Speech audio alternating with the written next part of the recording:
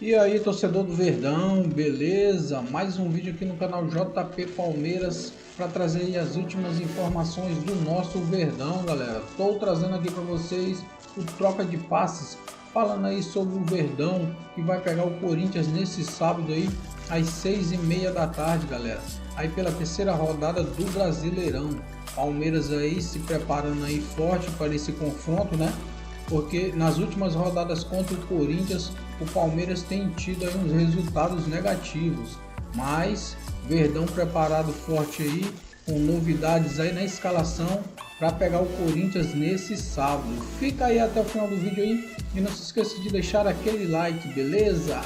Grandes atrações desse jogo é Paulinho, né? Porque é um jogador que foi contratado com enorme expectativa, uma das principais contratações de clubes brasileiros nessa janela do começo do ano aqui no Brasil. Paulinho foi tirado a peso de ouro do Galo, chegou já lesionado, né? Se recuperou, um problema, uma fratura por estresse na tíbia, né?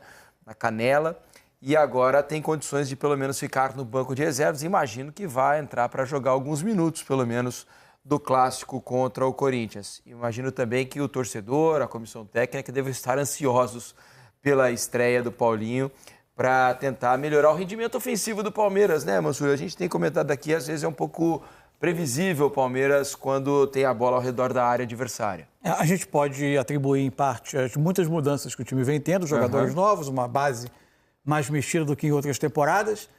O Palmeiras que sempre foi mantendo espinha dorsal ano após ano e fazendo mexidas que a gente quase não percebia, né?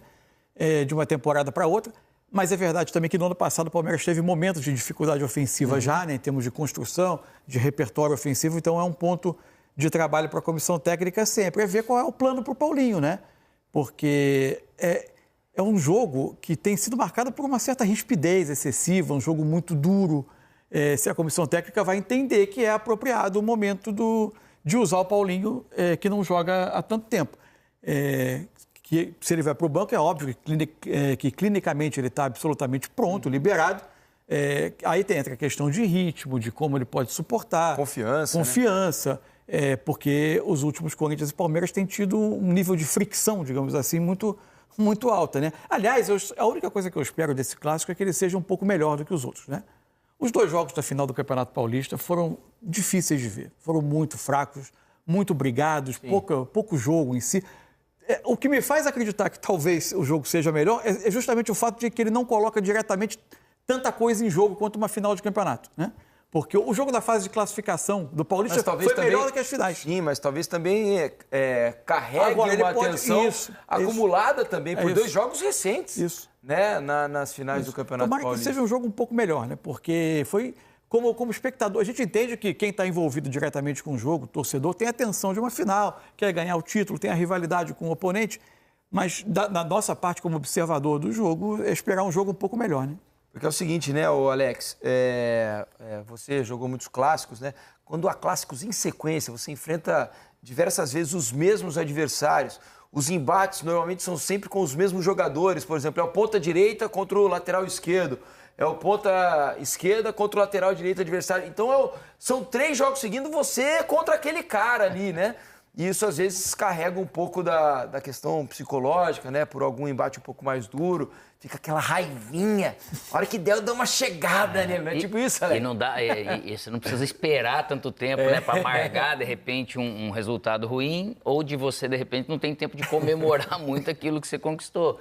Mas o importante, acho que para o Palmeiras é ele tentar começar a criar esse vínculo maior com o Barueri, porque é uma casa dele, os resultados, não, na maioria, o aproveitamento... A gente vai mostrar os números aqui, os números não são muito bons, e é até como normal, no Allianz Parque, é até normal, óbvio, mas tem que começar a criar esse vínculo. Para criar esse vínculo, você tem que ir jogando, né? Para poder falar, poxa, não, aqui nós somos fortes também...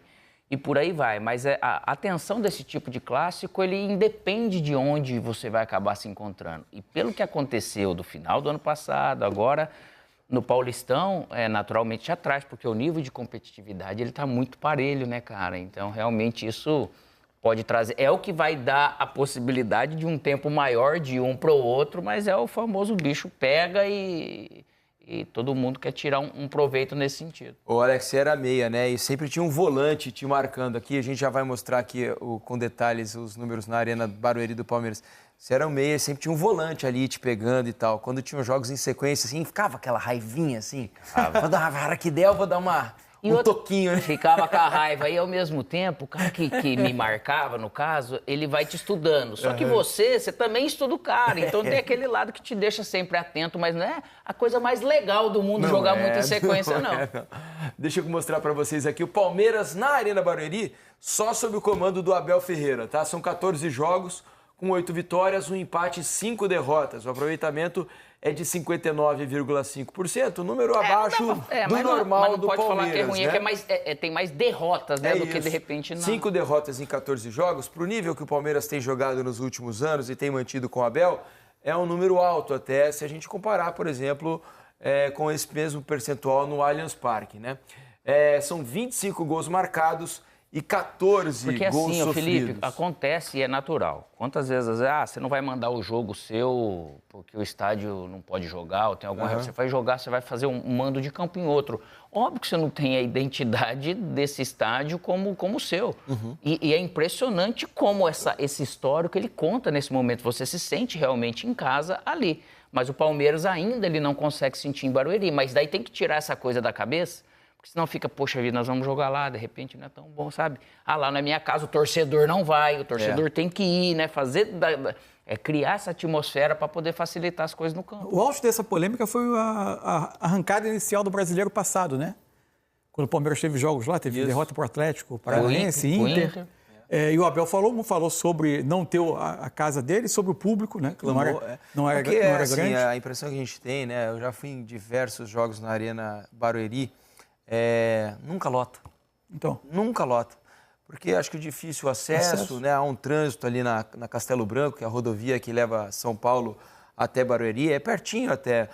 Mas o entorno da Arena Barueri não é dos mais confortáveis para se chegar.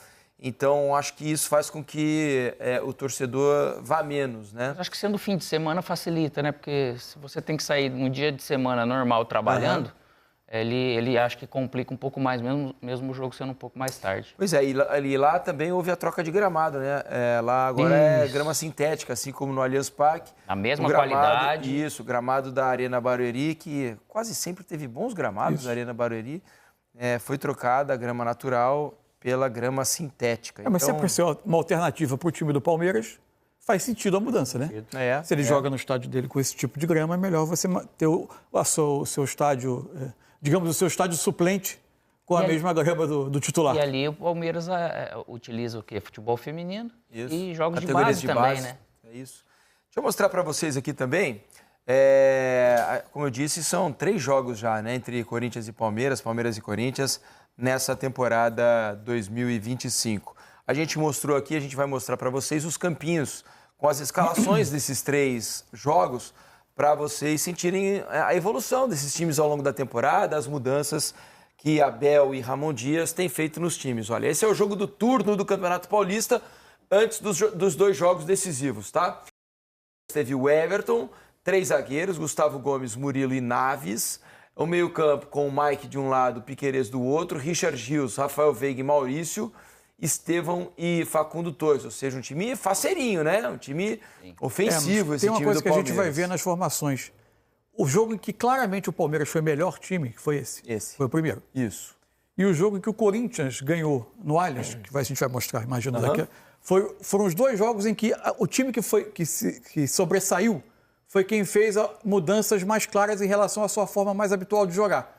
O Palmeiras com 3 zagueiros e o Corinthians, que no segundo jogo teve o Memphis mais pelo lado esquerdo, não com o losango de meio, para ele dar uma ajuda na marcação pelo lado. Óbvio que ele não ia fazer isso o tempo todo, mas uma mudança de posicionamento. Uma mudança de posicionamento que gerou algo inesperado no jogo. Foram os 2. E o terceiro jogo é um jogo que não se tira em termos táticos nada, né? Muito pouco. O terceiro jogo foi quase nada aconteceu de futebol. Né? A escalação do Corinthians lá do jogo do turno. Hugo Souza, Mateuzinho, André Ramalho, Kaká e Hugo. Ranieri, Alex Santana, Carrillo e Coronado, Yuri Alberto e Memphis Depay. Vamos mostrar para vocês agora o primeiro jogo da final do Campeonato Paulista. As escalações do jogo de ida que aconteceu no Allianz Parque, tá? Vamos trocar o campinho agora, para vocês entenderem o que aconteceu no primeiro jogo. Vencido pelo Corinthians, pelo placar de 1-0. Ó. O Everton, já com 4 zagueiros agora, né? A formação do Palmeiras, Marcos Rocha, Murilo, Micael e Piquerez. Martínez, Richard Rios e Rafael Veiga. Estevão, Vitor Roque e Facundo Torres. Ou seja, teve o acréscimo do Vitor Roque, a saída de um zagueiro, a presença de 2 volantes ao invés de 2 meias. O Maurício estava machucado já, por isso não jogou os 2 jogos finais do Campeonato Paulista. Do lado do Corinthians, uma escalação mais parecida, né? Hugo Souza, Mateuzinho, Félix Torres, Gustavo Henrique. Aliás, os 2 zagueiros foram trocados, né? Sim. De um jogo para o outro. E o Angileri na lateral esquerda, também mudou. Também o Hugo mudou. Jogou o primeiro jogo. Meio campo com Ranieri, Martínez, Carrillo e Romero, né? Jogando no lugar do Garro, né? No primeiro jogo foi Coronado. O Alex Santana Aí eu acho iniciou. que o Coronado devia estar machucado já, se eu não me engano. Isso, já estava machucado, estava fora, tanto ele quanto o Garro. Yuri Alberto e Memphis Depay. E agora o último jogo, né? Que foi a terceira partida entre eles, a decisão do Campeonato Paulista, jogo da volta na Neoquímica Arena. O Everton, Mike, Murilo, Micael e Piquerez, Moreno, Martínez, Rafael Veiga, também 2 volantes, mas sem o Rios, né, para iniciar o jogo.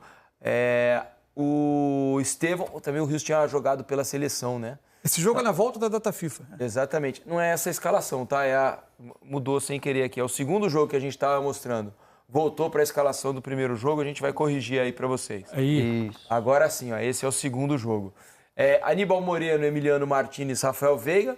No ataque, Estevão, Vitor Roque e Facundo Torres. O Corinthians veio com Mateuzinho, Hugo Souza, né? Mateuzinho, Félix Torres, Gustavo Henrique e Angileri. Ranieri, Carrillo, Martínez e Garro. Yuri Alberto e Depay. Então, a única mudança em relação ao primeiro jogo do Corinthians foi a volta do Garro, né? Só, né? Só a volta como do titular. Que faz bastante diferença. E depois voltou a ficar fora agora para se recuperar de lesão. Algo que o Palmeiras pode ter também nesse jogo contra o Corinthians, não imagino que de início, mas que é outro jogador que pode fazer diferença, é o Maurício. Maurício está à disposição no banco de reservas, já esteve no último jogo, né? Não entrou na partida da Libertadores. É um cara que estava fazendo uma temporada espetacular até se machucar. Para mim, até ali, era o principal jogador do Palmeiras no ano. E com a perda do Veiga, isso se torna ainda mais importante. Né? Tudo indica que dessa vez, a gente vai mostrar o campinho já. Vamos mostrar o campinho agora do Palmeiras, então, da provável escalação de amanhã. Vamos colocar o que o Abel pretende, né? Uma prévia do que pode ser o time do Palmeiras amanhã contra o Corinthians. Esse é o provável time de amanhã, com o Everton. Há uma dúvida no sistema, né? Porque os 3 zagueiros funcionaram bem aí no jogo contra o Cerro, né? Do ponto de vista de sistema, não muda, né? Não muda. Porque o Bruno Fux tem sido um lateral direito, só que ele e o Marcos não Rocha passa. também tem sido um zagueiro. Com o Marcos Rocha, você tem a opção dele, eventualmente, como um homem surpresa, ele se projetar. E ajudar um pouco o Estevão na frente ali, né? O Estevão fica menos sozinho, eu diria. Lógico que em algum momento o Marcos Rocha ele tem muito mais familiaridade do meio ali pra frente do que, de repente, mais na forma de atacar do que de defender. Defesa tem sido com linha de 4 mesmo. É isso. Só que ganha em altura a questão do Bruno Fux, bola parada, enfim. Aí é uma decisão do Abel, né, pra ver o que ele pretende, né? Coloca na balança, né, ganha um pouco ofensivamente com o Marcos Rocha, perca um pouco defensivamente, e ele entendeu o que é mais necessário para esse jogo. Gustavo Gomes e Murilo na zaga, o Piquerez na lateral esquerda. Meio campo com Richard Rios, Martínez e Felipe Anderson. No ataque, o mesmo ataque da final do Campeonato Paulista, Estevão, Vitor Roque e Facundo Torres. A ver como se dará a partida de Felipe Anderson, né? Ou se imagina... Mas eu também não sei se acho que vem Emiliano de primeiro homem, Richard Rios. Isso. Com o Felipe Anderson. Em geral, o Emiliano é mais um 5 e o Richard Rios sai um pouco mais. Só que bem naquele jogo que teve a roubada de bola do Memphis em cima do Richard Rios, foi nessa formação com ele ali. Foi ali que a torcida pegou um pouco no pé do Rios, começou a pegar no pé, culminando com o gesto de silêncio para a torcida depois do gol no meio de semana contra o Cerro Porteño. Normalmente o Rios joga mais do lado direito, né? E o Felipe Anderson, talvez... A dúvida, você sabe, eu não sei o que o Abel está pretendendo. Porque vocês não imaginam que possa acontecer também do Facundo vir jogar por dentro E o Felipe Anderson fazer o corredor do lado esquerdo, como acho que a possibilidade ele mais jogou, ele não, na verdade, no Palmeiras? Ele não tem demonstrado isso, né? Assim, se for olhar junto com o Facundo, ele não tem. Mas a condição que você traz, eu acho totalmente pertinente. O Palmeiras chegou a ter, em alguns momentos, o Felipe Anderson mais para a direita para liberar o Estevão um pouco para dentro. Também é possível, né? Se aproximando do atacante. O Estevão, eu já disse aqui uma outra vez, o Estevão deu uma entrevista, eu não me recordo para quem, senão eu diria aqui. E ele disse claramente que ele, na base, sempre foi 10, sempre jogou por dentro, como meia por dentro. É a posição para ele que ele mais gosta de jogar, só que desde que ele subiu ao profissional, ele foi levado à ponta do lado direito. Se a gente for justo, se a gente for ver, desde que ele jogou a Copinha, quando ele chegou para jogar com o Sub-20, ele já jogou só aberto. No Sub-20 ele não jogou por dentro, ele já foi realmente esse ponto direito. Então, é que ele é muito precoce, né? Isso. Então, joguei na base. É lógico que na categoria dele ele sobrava muito, era um desperdício deixar ele só na ponta. Sub-20 ele ainda é, né? Sub-20 ele ainda é, mas a primeira competição dele com o Sub-20, se for lembrar, ele já fez ali como ponta. Então, a ver o que ele vai fazer aí, né? Como ele vai montar, de repente, Felipe Anderson na direita, o Estevão mais por dentro, ou o Felipe Anderson na esquerda e o Facundo por dentro. Poderia também estar nesse ponto aqui. Ou se não é o Maurício, de repente. Bom, o Maurício. Dependendo das condições em que ele estiver. Eu estranhei o Maurício não ter nem entrado, né? Contra o não Cerro. entrou, é verdade. Eu imaginava que ele fosse participar de alguns minutos do jogo, né? Começar a preparar a volta. Evangelista. O Evangelista está machucado. Está machucado. Se tivesse ele, eu pensava que ele poderia armar 3 também no meio, fazer esse 4-3-3 assim, para ter uma condição de força, de disputa de bola, mas com uma condição boa também de pé, né, de poder jogar. Só que o Facundo, se você leva o Felipe Anderson para lá e trazer Facundo com Facundo, Estevão e Richard Rios aqui, cara, eu acho que dá para fazer um negócio interessantíssimo assim com eles. Na forma de jogar do Palmeiras, quem parte do lado esquerdo não vai jogar como um ponta aberto. Porque tem o Piquerez. É evidente que o Piquerez eventualmente pode passar mais por dentro, e deixar o ponta fazer a jogada pelo lado, não é uma coisa estática. Mas o normal é que o Piquerez abra campo pela esquerda e quem jogar de lado parte da esquerda trazendo para o meio. É por aí. Vamos dar uma olhada na provável escalação do Corinthians, então, para esse derby de amanhã lá em Barueri. Ó. O time deve ter o Matheus Donelli, né? O Hugo continua machucado, está fora, recuperando-se de uma contusão. Mateuzinho na lateral direita, André Ramalho e Félix Torres, os 2 zagueiros. E o Matheus Bidu na lateral esquerda. O meio-campo com Raniel, Martínez, Carrillo e Bidon. Né? Essa formação já teve o Corinthians? Teve uma vez. Esse quarteto com todos, sem o 10 mais característico. Olha, acho que o último jogo, não foi? O último jogo, o jogo da Sul-Americana, eu acho que já foi essa formação, um jogo não? Que o Bidon jogou. Com o América de Cali, né? Eu acho que contra o América de Cali foi essa formação. Mas acho que a vez que o Bidon jogou lá, ele não jogou junto com Carrillo, Raniel e Martínez. Então, ele assumindo essa condição que ele também fez muitas vezes na base de 10, até na seleção em algumas vezes, principalmente na 15, na 17... Mas jogar com os 3 assim, eu acho que ainda não tinha acontecido. Ele jogou assim, mas com outro... conferindo aí. A América de Cali começou... O time foi bem mexido, né? Maicon, Martínez, Rian, mas teve Romero, Héctor Hernandes e Tales. Eu acho super inteligente colocar o Bidon ali. Acho que deu no fim de semana, talvez. Dá uma olhada no jogo anterior. Vou checar. Porque o Bidon, ele ajuda naturalmente muito mais... Não, que o jogo anterior foi o Vasco, perdão, Alex. Foi o Vasco. Foi o Vasco que jogou o Coronado. Jogou o Coronado. Mas foi antes ainda. Ele fez um jogo mesmo assim, lá por dentro. Eu também não me lembro em qual jogo, se foi no Paulistão ainda. Só que o Bidon, ele traz realmente jogo. Só que jogando ali, ele tem que pensar de forma mais agressiva do que quando ele... Receber um pouco mais de costas, Mas só que ele ajuda muito mais marcar. Do que Garro e do que Coronado, do que, né? E o Corinthians tem a volta do Depay, que sequer viajou para a Colômbia, que estava com o tornozelo, uma bola, né? Depois do jogo do final de semana contra o Vasco. Depay volta. É só fazer uma correção. Emagreceu o tornozelo. Coloca o campinho, por favor, de novo, Eugênio, só para fazer uma correção, porque a gente colocou aqui Félix Torres, mas a informação mais recente é que ele perdeu a posição. Deve jogar Kaká aqui. Então deve ser André Ramalho e Kaká, a dupla de zaga, e não Félix Torres. Que é uma eterna dúvida, né? O Félix Torres não vem num momento bom, tem tido falhas, mas a insegurança tem sido constante. Né? Que gozada, ele recuperou a condição. E desrecuperou Perdeu, também, já rapidinho, com 5, 6... Nem deu 5, 6 jogos. Porque a questão do erro do pênalti e tudo, ele acaba não encontrou pesando. A dupla ideal ainda, né? Aparentemente ele está procurando o melhor encaixe. Mas não é o ideal, você vê o André Ramalho, que veio super bem, começou o ano não bem, ele acabou saindo. E assim é o momento, como ele tem opções, ele vai colocando. De repente entrou, me deu um sinal de que tá bem, ele tá Segurança, né? colocando, né? O João Pedro Choca, que tem jogado Perdeu menos, espaço, né? Jogou né? metade do jogo com o Bahia, né, na estreia. Perdeu um pouco de Mas não espaço, é entrou nos verdade. outros Foi outro que veio, conquistou a condição e daqui a pouco também fez um jogo ou outro ruim e acabou saindo. Olha, tem um dado interessante para mostrar para vocês aqui. A gente mostrou os 3 campinhos dos últimos Palmeiras e Corinthians, né? Os 3 realizados em 2025. A gente fez um compilado dos números desses 3 jogos. Das estatísticas? Das estatísticas. E vocês vão perceber, e olha, lembrando que o Corinthians ganhou 2 dos 3 e empatou 1. O Palmeiras não venceu o Corinthians ainda em 2025. Dê uma olhada, olha, posse de bola. O Palmeiras teve 57% contra 43%.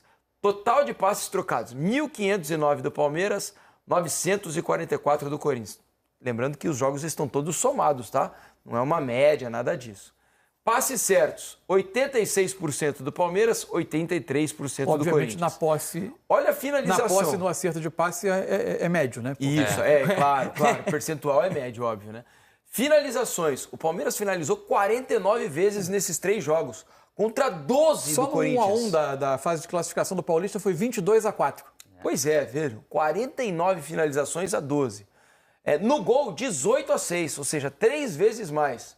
Desarmes, 38 do Palmeiras, 51 do Corinthians. É isso aí, ou seja, os números nem sempre dizem o que o jogo, ao final das contas, no placar... O facto é que faltou eficácia. Como Faltou diz eficácia, Abel, faltou e é eficácia. lógico, é óbvio. Mas Palmeiras o futebol teve- não se faz só de volume, né? Isso, o Palmeiras teve mais volume, mais posse de bola, mais finalizações no gol, inclusive menos gols. Foram 24 finalizações a 4 do Palmeiras no 1x1 da fase de classificação do Paulista. Depois, no primeiro jogo da final do Paulista, foram 22-3, apesar da vitória do Corinthians. Pois Aí está a é. diferença. Vamos ver, um novo capítulo se dará amanhã lá em Barueri. Vamos ao intervalo? Na volta, a gente vai falar sobre o Botafogo, que joga contra o Bragantino. Então é isso, torcedor do Verdão. Valeu por chegar até aqui no final do vídeo. Não se esqueça de deixar o placar aí, galera, do jogo de amanhã e aquele like, beleza? Falou e até mais!